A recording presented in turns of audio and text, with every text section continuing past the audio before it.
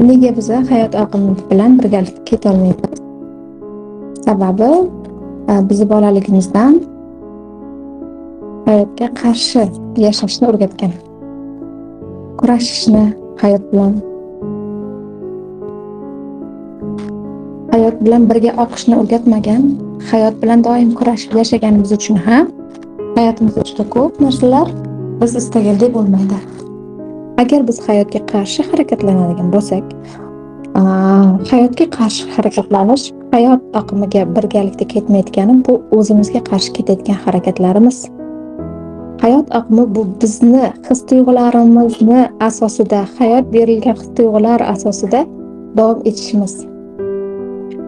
Agar biz hissiyotlarimizni kontrol qilganimizda, uni bostirganimizda, uni tan ololmaganimizda, ichimizga yutganimizda, doim inkorda qilib yashaganimizda, yo'q unaqa emasda, bunaqa emasda deb hissiyotlarimizni rad etganimizda, hissiyotlarimizni yashirganimizda, uni to'liq namoyon qila olmaganimizda,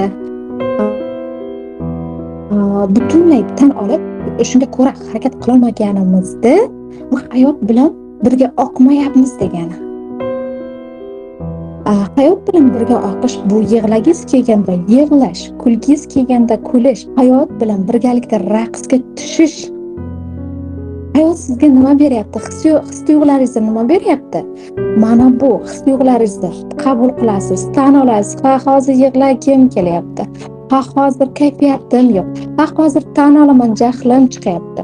Bu hayotni berayotgan energiyasini tan olib, uni kontrolda ushlamasdan, o'zini bosmasdan, ichga yutmasdan, unga qarab o'sha ichimizda kelayotgan hissiyotlarimizni berib yuborganimizda hayot bilan birga oqishni boshlaymiz.